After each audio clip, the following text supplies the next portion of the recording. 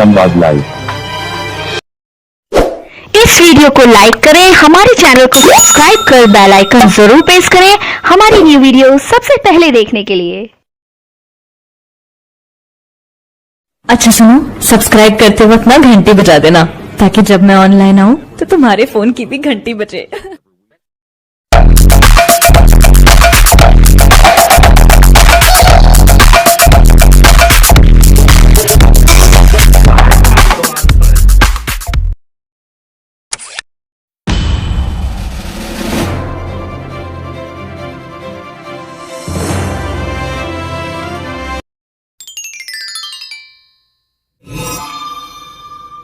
Silver wedding मनोहर श्याम जोशी की एक यथार्थपरक कहानी है, जिसमें बदलते सामाजिक परिस्थितियों में पीढ़ी अंतराल यानी जनरेशन गैप की समस्या को रोजमर्रा के अनुभवों से जोड़कर बड़े ही प्रभावी ढंग से प्रस्तुत किया गया है।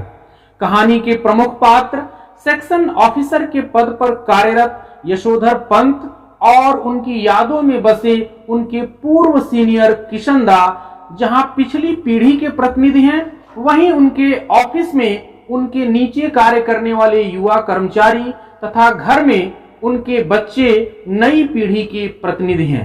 यशोधर बाबू की पत्नी संस्कारों से पिछली पीढ़ी की होते हुए भी विचारों और आचरण से नई पीढ़ी का समर्थन करती है।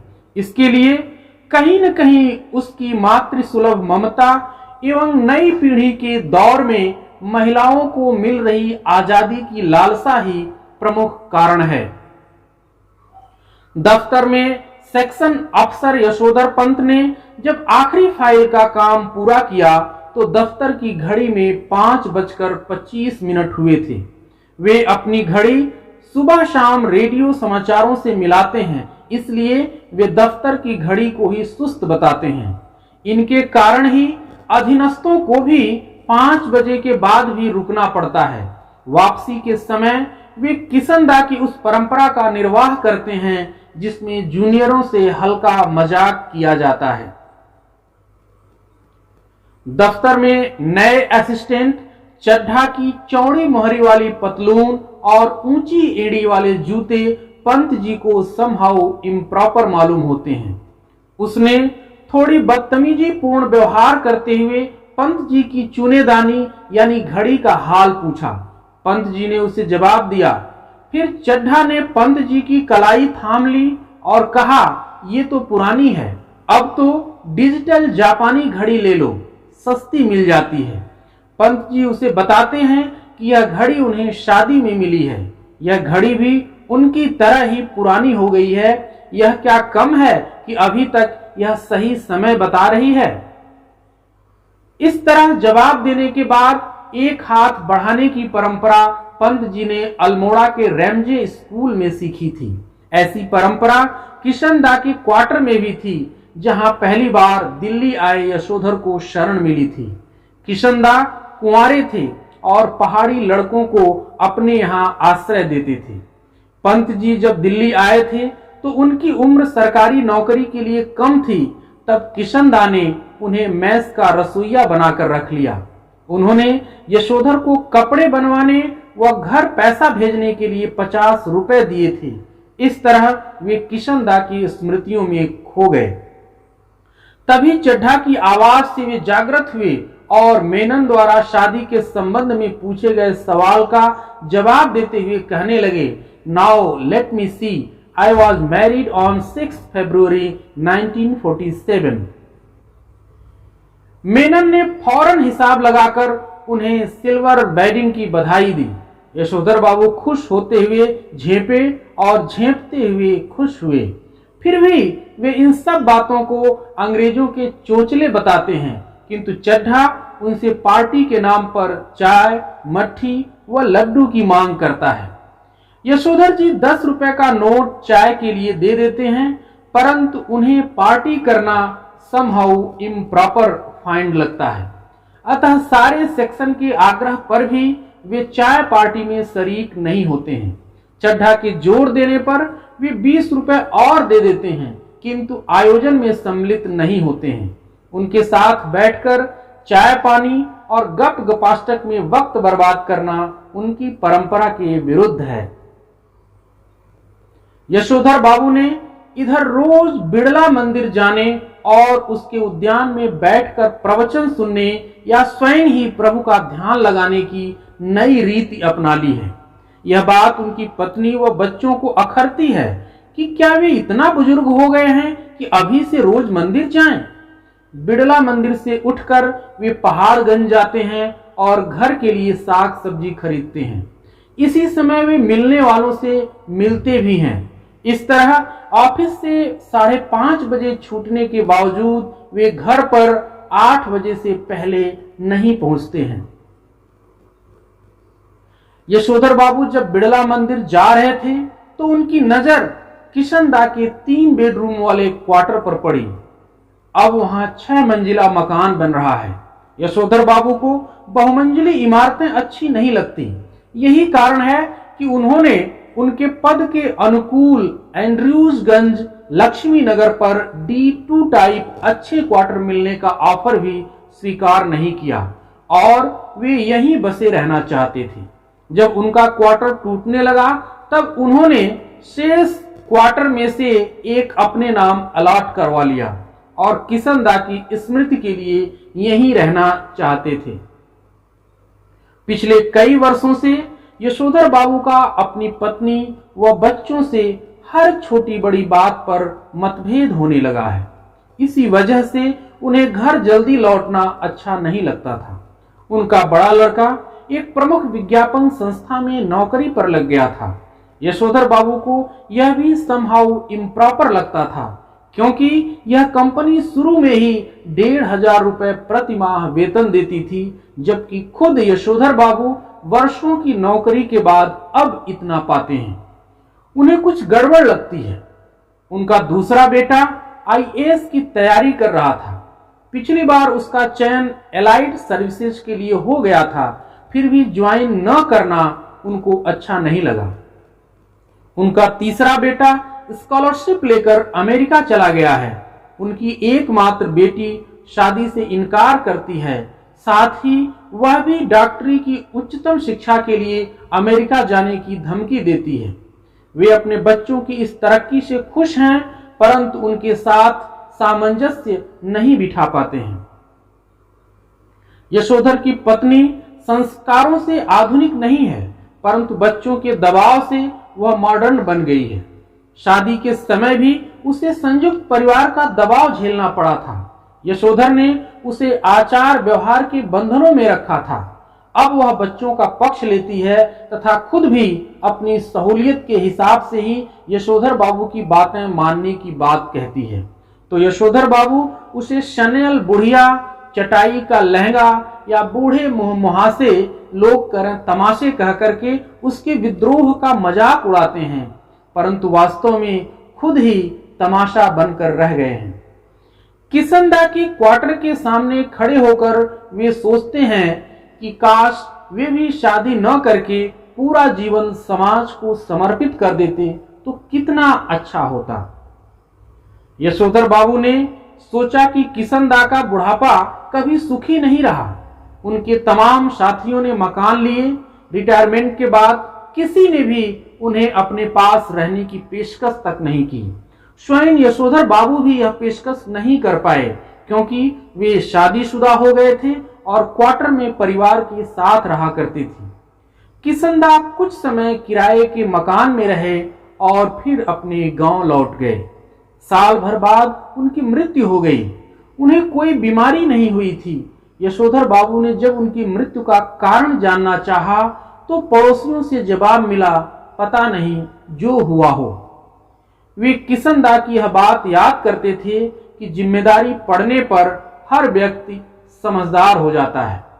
वे मन ही मन यह स्वीकार करते थे कि दुनियादारी में उनके बीवी बच्चे अधिक सुलझे हुए हैं, परंतु वे अपने सिद्धांत नहीं छोड़ सकते। वे मकान भी नहीं लेंगे। किशनदा कहा करते थे कि मूर्ख लोग मकान बनाते हैं, सयाने उसमें रहते हैं। रिटायरमेंट होने पर गांव के पुश्तैनी घर चले जाओ। वे इस बात को आज भी सही मानते हैं। हालांकि उन्हें पता है कि गांव का पुश्तैनी घर टूट फूट चुका है और उस पर अनेक लोगों का हक है। उन्हें लगता है कि रिटायरमेंट से पहले कोई लड़का सरकारी नौकरी में आ जाएगा और क्वार्टर उनके पास ही रहेगा। ऐसा न होने पर क्या होगा? पत्नी के इस सवाल पर इसका जवाब उनके पास नहीं होता, पर इतनी दूर तक सोचना उनकी आदत नहीं है। आज बिड़ला मंदिर के प्रवचनों में उनका मन नहीं लगा। उम्र ढलने के साथ किशन दा की तरह रोज मंदिर जाने, संध्या पूजा करने और गीता प्रेस गोरखपुर की किताबें पढ़ने का यत्न करने लगे हैं। मन के विरोध को भी वे अपने तर्कों से खत्म कर देते हैं। गीता के पाठ में अचानक जनार्दन शब्द सुन करके उन्हें अपने जीजा जनार्दन जोशी की याद हो आती है। उनकी चिट्ठी से पता चला था कि वे बीमार हैं। यशोधर बाबू अहमदाबाद जाना चाहते थे, परंतु पत्नी व बच्चे उनका विरोध करते हैं। यशोधर खुशी गम के हर मौके पर रिश्तेदारों के यहाँ जाना जरूरी समझते हैं तथा बच्चों को भी वैसा बनाने की इच्छा रखते हैं। किंतु उस दिन हद हो गई जिस दिन कमाऊ बेटे ने यह कह दिया कि आपको बुआ को पैसे भेजना है तो इसके लिए मेरे पास पैसे नहीं हैं, मैं तो पैसा नहीं दूंगा। यशोधर की पत्नी का कहना है कि उन्होंने बचपन में कुछ नहीं देखा। मां के मरने के बाद विधवा बुआ ने यशोधर को पाल पोस कर बड़ा किया।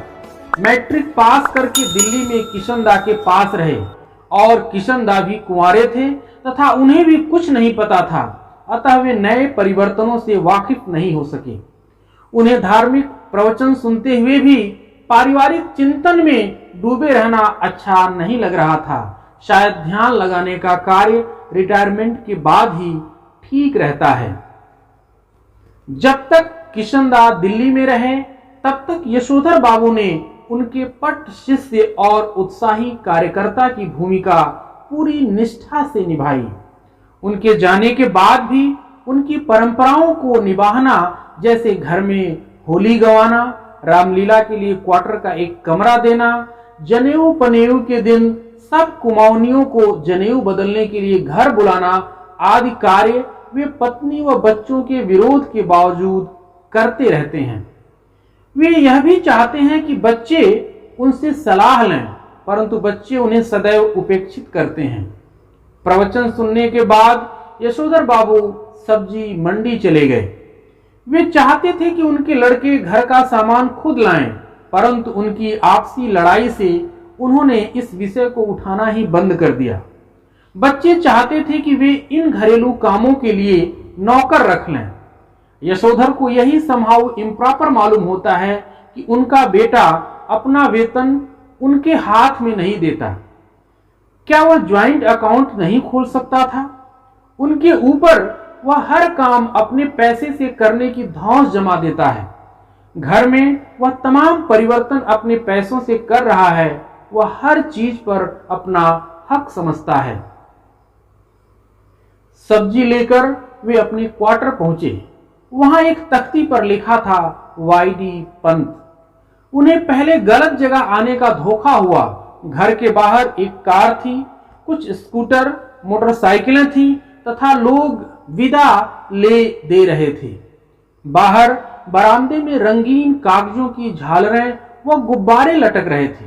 उन्होंने अपने बेटे को कार में बैठे किसी साहब से हाथ मिलाते देखा। उनकी समझ में कुछ नहीं आ रहा था। उन्होंने अपनी पत्नी व बेटी को बरामदे में खड़ा देखा जो कुछ मेम साहबों को विदा कर रही थी। लड़की जीन्स व बगैर बाह का टॉप पहने हुए थी। पत्नी ने होठों पर लाली व बालों पर खिजाब लगाया हुआ था। यशोधर को यह सब समहाउ इम्प्रॉपर लगता है। यशोधर चुपचाप घर पहुंचे तो बड़े बेटे ने सिल्वर वेडिंग के दिन भी देर से आने की उलाहना दी। यशोधर ने शर्मीली सी हंसी हंसते हुए पूछा कि हम लोगों के यहाँ सिल्वर वेडिंग कब से होने लगी? यशोधर के दूर के भांजे ने कहा, जब से तुम्हारा बेटा 1500 महीने कमाने लगा है तब से।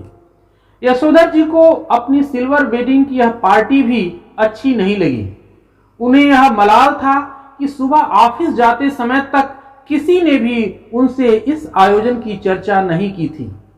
उनके पुत्र भूषण ने जब अपने मित्र सहयोगियों से यशोधर बाबू का परिचय करवाया तो उस समय उन्होंने प्रयास किया कि भले ही वे सुसंस्कारी कुमाऊनी ब्राह्मण हैं, तथापि विलायती रीति रिवाज से भी अच्छी तरह परिचित होने का एहसास कराएं। बच्चों के आग्रह पर यशोधर बाबू अपनी शादी की सालगिरह पर केक काटने के स्थान पर जाकर खड़े हो गए। फिर बेटी के कहने पर उन्होंने केक भी काटा, जबकि उन्होंने कहा somehow I don't like all this, परंतु उन्होंने केक नहीं खाया क्योंकि इसमें अंडा होता है। अधिक आग्रह पर उन्होंने संध्या न करने का बहाना बनाया और पूजा में चले गए। आज उन्होंने पूजा में भी देर लगाई ताकि अधिकतर मेहमान चले जाएं। यहां भी उन्हें किशनदा दिखाई दिए। उन्होंने पूछा कि जो हुआ होगा से आप कैसे मर गए। किशनदा मानो उनसे कह रहे थे कि भाऊ, सभी जन इसी जो हुआ होगा से मरते हैं, चाहे वो गृहस्थ हों या ब्रह्मचारी, अमीर हों या गरीब, शुरू और आखिर में सब अकेले होते हैं। यशोधर बाबू को लगता है कि किशनदा आज भी उनका मार्गदर्शन करने में सक्षम है और वह यह बताने में भी कि मेरे बीवी बच्चे जो कुछ भी कर रहे हैं उनके विषय में मेरा क्या रवैया होना चाहिए। किशनदा अकेलेपन का राग अलाप रहे हैं। उनका मानना था कि यह सब माया है। जो भूषण आज इतना उछल रहा है वह भी किसी दिन इतना ही अकेला और असहाय अनुभव करेगा जितना कि आज तू कर रहा है। इस बीच यशोधर की पत्नी ने वहां आकर झिड़कते हुए पूछा कि आज पूजा में ही बैठे रहोगे। मेहमानों के जाने की बात सुनकर वे लाल गमछे में ही बैठक में चले गए। बच्चे इस परंपरा के सख्त खिलाफ थे। उनकी बेटी इस बात पर बहुत झल्लाई। टेबल पर रखे हुए प्रेजेंट खोलने की बात कही गई। भूषण उनको खोलता है कि यह उनकी ड्रेसिंग गाउन है। सुबह दूध लाने के समय आप फटा हुआ पुलोवर पहनकर चले जाते हैं, वो बुरा लगता है। बेटी पिता का पायजामा कुर्ता उठा लाई कि इसे पहनकर गाउन पहने। बच्चों के आग्रह पर वे गाउन पहन लेते हैं। उनकी आंखों की कोर में जरा सी नमी चमक आती है।